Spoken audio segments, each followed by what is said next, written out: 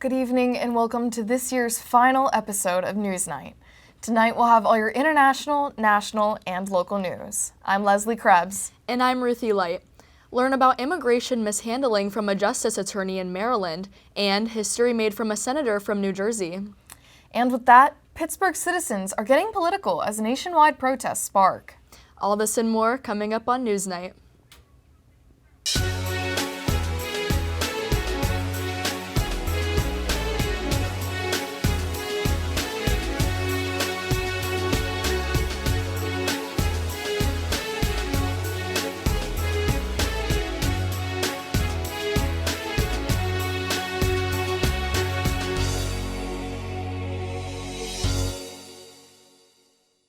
South Korea's President Yoon Suk-yeol was officially removed from office this past Friday after his impeachment last year.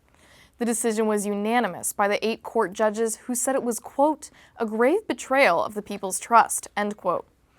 Yoon, a former prosecutor and key figure in the impeachment of South Korea's previous president, Park Geun-hye, and her corruption, was impeached last year for leading an insurrection after declaring martial law. Back in December, Yoon declared martial law in a surprise address in the middle of the night, which lasted only 6 hours. Yoon based the necessity of martial law on, quote, political deadlock and anti-state forces, end quote. This declaration led to the next 4 months filled with political disarray and eventual threats to impeach the prime minister as well as the acting president, Han Duck-seo. Yoon was later arrested in January for leading an insurrection, but was later released from charges in March after the court canceled his arrest warrant. Now that Yoon is removed from office, he still faces more legal action. He will first face his insurrection trial, where he could be punished up to life in prison or even death. CNN reports Yoon is now the second president to be expelled from office by South Korea's Constitutional Court. Yoon is also now the shortest-serving elected leader of South Korea in its democratic history. Now, South Korea must hold an immediate election to replace Yoon in 60 days after his removal. Currently, the frontrunner and potential candidate is Lee Jae-myung, a former lawyer and lawmaker who lost the 2022 election to Yoon.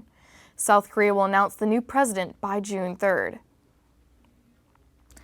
Despite being found guilty of embezzling European Union funds and banned from running for office, Marine Le Pen, the leader of France's National Rally Party, has vowed to her supporters that she would not be giving up her fight anytime soon and called on her supporters to join her on Sunday.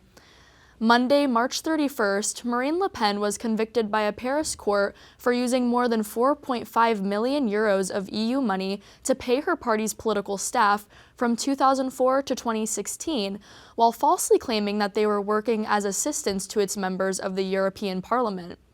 The court served Le Pen a 4-year prison sentence with 2 years suspended to be served under house arrest and a €100,000 fine.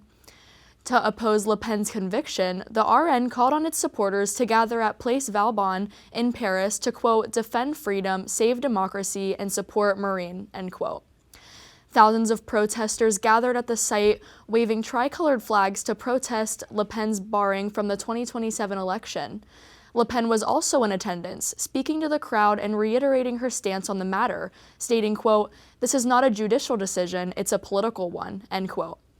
On the other hand, rival rallies by left-wing parties and groups on the opposite side of Paris met Le Pen's protesters to challenge her agenda. According to the organizers, Les Écologistes and the France Insoumise parties, thousands of people were in attendance at the counter-protest, where a large banner read, quote, let's not let the far right get away with it, end quote. Every star has its life cycle, and this specific one, very soon, is going ablaze. Reporter Juliana Brock will tell us all about it. Jules? That's right, Ruthie. Keep your eyes up because a rare star is anticipated to erupt any day now. T Coronae Borealis, also known as the Blaze Star, is a recurrent nova that bursts every 80 years. This nova is made of a red giant star and a white dwarf star. What makes it so rare is that the explosion doesn't kill it, it keeps coming back. The star rises in the northern hemisphere around 10 p.m. and is located by the Corona Borealis, also known as the Northern Crown. The Blaze star will be visible to the naked eye as it has the same brightness as the North Star. It has only erupted 4 times prior to this, the first being the year 1217. Astronomers are predicting that the explosion to occur soon. Jean Schneider, an astronomer at the Paris Observatory, gave her predictions for November 10th of 2025 and June 25th of 2026. The star is visible for 5 days after its eruption, so keep your eyes on the stars. Pope Francis made his first public appearance since his hospitalization on Sunday in St. Peter's Square. The Pope was met with cheers and excitement at the unscheduled and unexpected visit to the Vatican City. Wearing a nasal cannula to assist his breathing, he addressed the crowd with thanks at the end of a Mass for the Jubilee of the sick and healthcare workers. The Vatican has said that the supplemental support, like oxygen, has become less intense and his conditions are improving. The crowd chanted, "Long live the Pope," as he left the Mass and returned to his Casa Santa Marta. Moving over to the United Kingdom, first-time NewsNight reporter Peyton Celesti is in studio to talk to us about an ongoing strike taking place in one of England's major cities. Peyton. There's a big stink happening in the second largest city in the UK. Garbage is piling up in the streets of Birmingham as members of NewsNight, the union representing garbage truck workers, are in their 5th week on strike. The union walked off the job on March 11th after the elimination of a job position and pay cuts. According to ABC News, the Birmingham City Council said that the job cuts would only affect a small number of jobs and that the jobs being eliminated were unnecessary. The cuts are part of a $383 million budget overhaul due to a settlement in which the council was found liable for pay discrimination. Although the local government is pressing both sides to come to an agreement, concerns from Parliament and the House of Commons are growing stronger. Kevin Hollenrake, a Conservative member of Parliament, said that the situation is, quote, a national embarrassment and could become a public health emergency with warm temperatures arriving later this week. The Palestine Red Crescent Society released footage from March 23rd when 15 of their paramedics were fired at while on a convoy of ambulances assisting the wounded. Israel's military released a statement on the open fire, stating, quote, "Open fire happened due to perceived threat following a previous encounter in the area," end quote. PRCS responded, stating, quote, "The information has no backing evidence that we have seen so far. This is a war crime," end quote. With the new evidence of the video, however, it has been revealed that Israeli military opened fire for absolutely no reason other than to kill. The bodies of the parameters were found later in shallow graves and moved so the Palestinians could give them a proper burial. The Palestine Red Crescent Society, otherwise known as PRCS, released footage from March 23rd when 15 of their paramedics were fired at while on a convoy of ambulances assisting the wounded. Israel's military released a statement on the open fire, stating, quote, "Open fire happened due to a perceived threat following a previous encounter in the area," end quote. PRCS responded, stating, quote, "The information has no backing evidence that we have seen so far. This is a war crime," end quote. With the new evidence of the video, however, it has been revealed that Israeli military opened fire for absolutely no reason other than to kill. The bodies of the parameters were found later in shallow graves and moved so the Palestinians could give them a proper burial. After the break, we'll learn about the biggest actions our federal government has taken this past week and the consequences of past actions, including the measles crisis and federal layoffs. We'll be right back.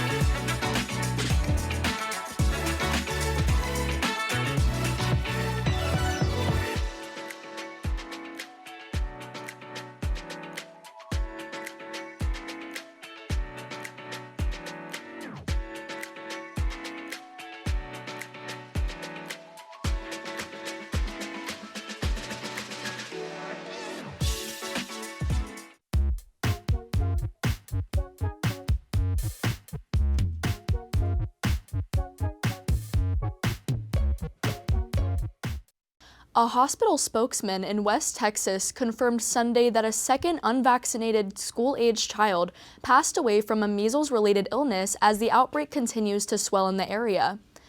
An unvaccinated school-aged child died in February in Lubbock, which was the first measles death in the U.S. in a decade. In early March, an adult in New Mexico who was unvaccinated and did not seek medical care became the second measles-related death. Nationwide, the U.S. has more than double the number of measles cases it saw in all of 2024. With several states facing outbreaks of the vaccine-preventable disease and declining childhood vaccination rates nationwide, some worry that measles may cost the United States its status as having eliminated the disease from the country. As the West Texas outbreak nears its 3-month mark, the virus is believed to have since spread to New Mexico, Oklahoma, and Kansas, infecting nearly 570 people. According to the World Health Organization, reported cases related to Texas have even popped up in areas of Mexico. Between March 28th and April 4th, the number of measles-related cases in Texas increased by 81, leaving 16 more people hospitalized. A team from the U.S. Centers for Disease Control and Prevention is on ground in Texas assisting with outbreak response. This past Saturday, President Trump placed a 10% tariff on all countries in what he believes will tackle trade imbalances and protect American jobs. Trump is placing a 10% baseline on all countries like the United Kingdom, Australia, the United Arab Emirates, and Saudi Arabia. Later, Trump plans to impose what he calls reciprocal tariffs on the 9th on countries Trump feels are the biggest threat to the U.S. economy. Just a few of those are China at 59%, Cambodia at 49%, Vietnam at 46%, and Thailand at 36%. There will be no additional tariffs to Mexico or Canada, staying at 25%. Trump also plans to impose a 25% tariff on all imported cars in the United States. With these tariffs, Trump also imposed tariffs on countries that are fully uninhabited by humans. Islands like Hurd Island in the Indian Ocean, which is home to a large colony of penguins and is uninhabited by humans, received a 10% tariff. The island of Svalbard in the Arctic Circle also received a 10% tariff despite never trading with the U.S. and having few human inhabitants. As a result of these new tariffs, global turmoil has begun, with China stating they intend to take countermeasures against U.S. tariffs. In addition to global turmoil, stock markets across the globe have begun to swing wildly. International stocks have begun taking dips, with the S&P 500 losing 0.2%. Stocks in the U.S. have also begun plunging, with the Dow Jones Industrial losing 340 points, which is the equivalent of 0.9%. In the Trump administration's efforts to crack down on illegal immigration, one man was wrongfully caught in the frenzy. Reporter Elena Hallbley will give us the error details in this case. Elena? Department of Justice Attorney Erez Reveny is on leave after failing to defend the deportation of a Maryland man. During a federal hearing last Friday, Reveny admitted that the deportation of Abreu Garcia was unlawful. He also struggled to answer questions from the U.S. District Judge Paula Sheenis. Reveny claimed that he was not given sufficient information to answer. Garcia flew in a series of 3 deportation flights on March 15th to El Salvador as a suspected member of the MS-13 gang. The Trump administration included Garcia despite legal protections granted by an immigration judge back in 2019. On Sunday, Judge Sheenis reaffirmed her order to return Garcia to the United States due to the lack of evidence regarding Garcia's involvement with the gang. She also dismissed claims that the U.S. had no jurisdiction to bring Garcia back while under the custody of El Salvador. The Supreme Court ruled yesterday that Judge Sheenis' ruling to bring Garcia back by midnight on Monday would not be upheld. It's still unclear when or if Garcia will return to the United States and to his family. Senator Cory Booker made history last Tuesday. He now holds the record for the longest Senate speech in American history. The senator from New Jersey talked for a total of 25 hours and 5 minutes. The previous record was set in 1957 by South Carolina Senator Strom Thurmond, who filibustered against the Civil Rights Act of 1957. He spoke for 24 hours and 18 minutes. While Cory Booker was speaking, he spoke about Strom Thurmond and said, quote, I'm speaking in spite of Strom Thurmond, and as a guy who grew up with the legends of civil rights movement, myself, my parents, and their friends, it just would seem wrong to me. It always seemed wrong," end quote. At the beginning of his speech, he announced that he was going to cause, quote, "good trouble," end quote. Senator Booker did that for the Democratic Party by shining light on how the Democrats feel about the first few months of President Trump's second term. At 8:05 p.m., Senator Booker yielded the floor, ending his speech by telling the American people to, quote, "let's get in good trouble," end quote. An unfortunate furry fall in Colorado resulted in a miracle recovery. Reporter Juliana Brock has the details of this accident and the efforts to help an animal in need. Jules? Yes, a dog survived a 100-foot drop down a Colorado canyon on Monday.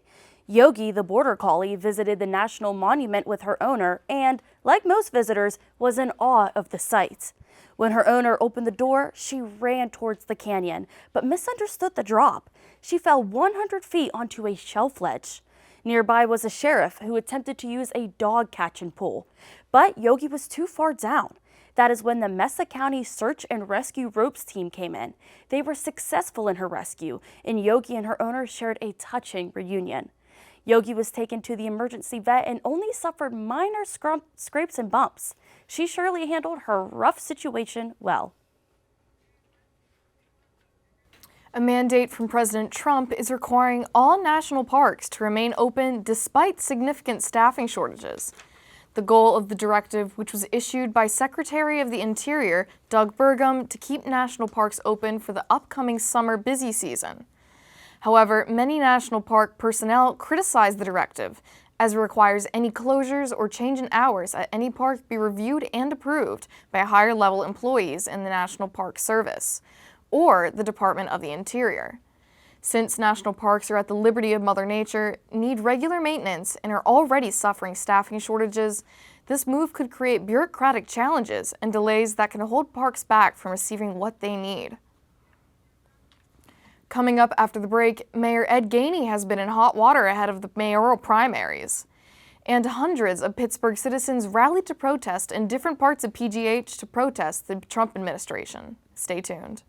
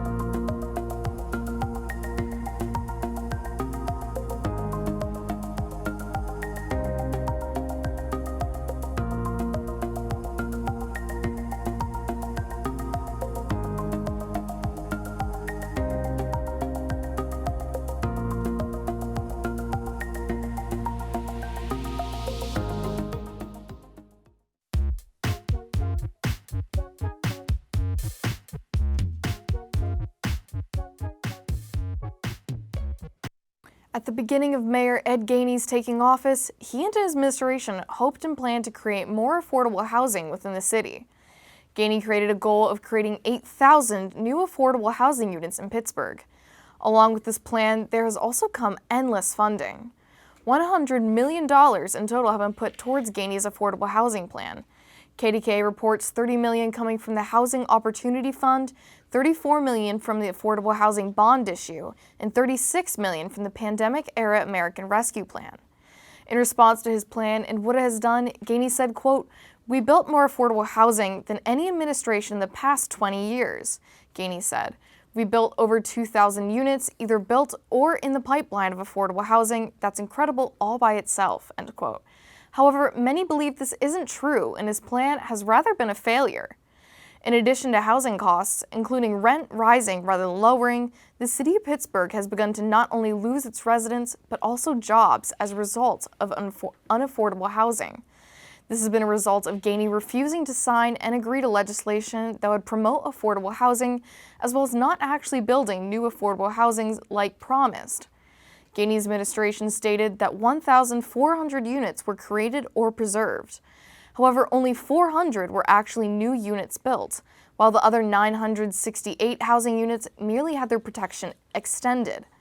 All in all, a far cry from the 2,000 Gainey reported were built and the 8,000 initially expected to be built 3 years ago. This will be a crucial topic as the mayoral election creeps closer. Around noon on Monday, March 31st, downtown Pittsburgh was rocked by an underground explosion, potentially putting Pittsburghers at risk. The explosion occurred when a wiring system from Duquesne Light malfunctioned and caught fire, causing the blast that blew out manhole covers along Grant Street and caused thick black smoke to rise from underneath. The westbound lane on Grant Street was opened within a couple of hours, but the eastbound lanes remained closed as crews worked to repair the wiring that was damaged. Multiple witnesses at the scene recall the event to be extremely jarring. Witnesses Austin Fairbanks and his wife were leaving the Drury Plaza Hotel after visiting Pittsburgh from Mount Pocono, Pennsylvania, when they were shocked by the scene. According to Fairbanks, the initial explosion, quote, "shook everything," end quote. Fairbanks even went as far to describe the explosion as, quote, "discombobulating almost," end quote. Alongside the Fairbanks couple, one of the pastors with the First Lutheran Church told reporters that the explosion caused their building to temporarily lose power. Pittsburgh Public Safety confirmed the faulty underground wiring as the cause of the fire, and no evacuated buildings or injuries were reported. Throughout the country, hundreds of citizens gathered to the streets in government protest, including the ones in Pittsburgh. Reporter Elena Hallbly will tell us the meaning of this local assembly and the groups behind it. Elena? That's right. Hundreds of Pittsburgh residents took to Grant Street on Saturday to join nationwide protests against policies and actions from President Trump and Elon Musk. Indivisible Pittsburgh, in partnership with several other local activist groups, organized the, quote, hands-off protest. The 2-hour protest included chants and speeches featuring big names such as United States Representative Connor Lamb and Pittsburgh's Mayor Ed Gainey. Protesters gathered to fight against policies that threaten LGBTQ+ individuals, Social Security, women's rights, civil rights, and more. The frustration comes from the last several months of Donald Trump's second term as president, with Elon Musk, head of the Department of Government Efficiency, at his side. Over 1,200 other peaceful protests took place across the country with hopes to instill change in the current administration. According to Trib Live, Connor Lamb proclaimed to the crowd, quote, "Will we let Donald Trump take away this democracy? It belongs to us. It does not belong to him," end quote. A wild police chase that started in Ohio ends in a crash and a suspect shot and killed along the Pennsylvania Turnpike. According to police, on Friday, a man crashed his car along the Ohio Turnpike, and when a state trooper approached to check on him, the man attempted to steal the trooper's gun. He then stole the trooper's Ohio Highway patrol cruiser and led them on a high-speed chase along the Ohio Turnpike. The high-speed chase continued onto the Pennsylvania Turnpike, where he crashed and flipped over the patrol cruiser in Beaver County. After the crash, state police approached the flipped cruiser and a commotion started between the suspect and state police. This led to the suspect being shot and killed. The incident is still under investigation. The mayoral primary election continues to heat up as new polling has come out showing how much work the incumbent still has to do. Reporter Peyton Celesti has more details. With 7 weeks until the 2025 primary elections, County Controller Corey O'Connor received an encouraging pull in his bid to win the Democratic nomination for Pittsburgh mayor over incumbent Ed Gainey. According to Axios Pittsburgh, AARP surveyed 800 registered Democrats, independents, and Republicans 50 years of age and older from March 12th through the 18th. 53% of polled voters disapproved of Gainey's job performance compared to 34% who approved, and O'Connor held a 58% to 24% lead over Gainey among Democratic voters who were surveyed, with 16% undecided. Older voters made up 57% of the vote in the 2021 primary, in which Mayor Ed Gainey defeated the incumbent mayor, Bill Peduto. Gainey's unpopularity among these voters stems from his economic policies, as 46% of voters in the poll believe that the city economy is getting somewhat or much weaker, while only 14% believe it's getting somewhat or much stronger. Gainey will have to hold strong support from his younger base like he did in 2021 if he is going to have any chance to win the nomination. In college-age districts like Oakland, Gainey won the vote in 2021 by around 80 percentage points. The Heinz History Center is looking to expand into the Strip District by 90,000 feet. This would be a 6-story addition to the museum, including space for a new theater and cafe, as well as new exhibits, classrooms, and offices. If approved, the construction will demolish 4 buildings along Penn Avenue, owned by the museum. The museum released a statement that the expansion will, quote, secure long-term sustainability for the museum and further position the History Center as a premier cultural attraction in Pittsburgh, end quote. The City Planning Commission will be voting on the demolition project next Tuesday. Don't go away, because after the break, hear about a lucky waitress getting a life-changing tip. And your weekly weather update.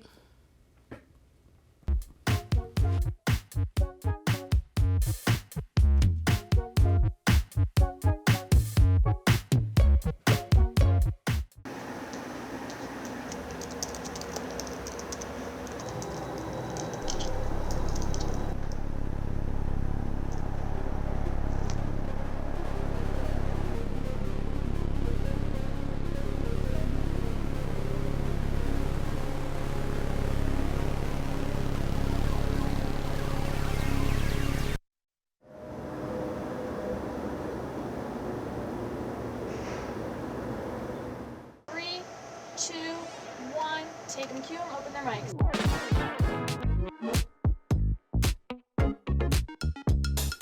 Today marked the 1-year anniversary of the Pittsburgh Post-Gazette strike.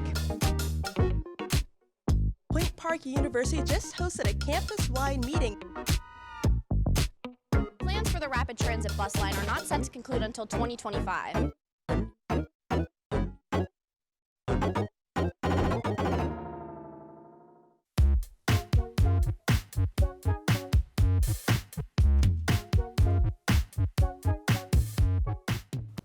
A Pittsburgh waitress was given the gift of possible retirement last week when a customer returned with the tip of a lifetime. Tammy Conzier had been served by Betty, the 81-year-old server, at a Ross Eaton Park only a couple days earlier, and was moved by Betty's need to continue working despite her struggle to walk and her age. Conzier and her son had overheard Betty tell another customer that even though she could still kick it better than some of her coworkers, she had to keep working because Social Security just cannot pay the bills. Tammy took to TikTok in the possibility that the video could go viral and the money from the TikTok Creator Fund could go back to Betty. What she didn't expect was the overwhelming response and request for a GoFundMe. Days later, Tammy returned to the restaurant to give Betty over $300,000 that had been raised so she can retire and enjoy doing the things she loves. Now, let's cross our fingers that April showers will actually bring May flowers. Weather reporter Angelo Esposito will give us the scoop if we need our rain boots for the upcoming days. Angelo? Yes, let's cross our fingers, Leslie. As for most of this week, rain, winds, and clouds will be in order. However, tomorrow's weather won't be as wet as the last few days. The morning will see some sun and a high of 47 degrees with 0 chance of rain. By the afternoon, it'll increase to 51 degrees with clouds creeping, covering around 60% of the sun. Luckily, it won't be as windy as the gusts will only reach 9 miles per hour. In the evening, it'll drop 10 degrees with nothing but clouds. The official start to the cloudy week we will have ahead of us. If Wednesday was partly cloudy at a high of 51 degrees, Thursday will have a high of 54 with showers throughout the day. Friday will continue to rain sparsely and drop down to 52 degrees. That's not the end though, as Saturday we'll see another small drop in temperature at 49 degrees, and guess what? More rain. Sunday starts the break in weather as the temp rises to 60 degrees, with some clouds just for Monday to reach an outstanding 72 degrees. And finally, Tuesday will stay relatively warm at 64 degrees and low clouds. Make sure to check the weather every day during these times of inconsistent weather patterns. Now, back to the desk. Thank you for tuning in to this episode of NewsNight. If you want to see more, check out our social media pages on both Facebook and Instagram at UView Television. You can also check out more episodes on our YouTube channel or on our website, uview.pointpark.edu. I'm Ruthie Light. And I'm Leslie Krebs. From everyone here at NewsNight, thank you for watching throughout this entire year, and we'll see you all next fall.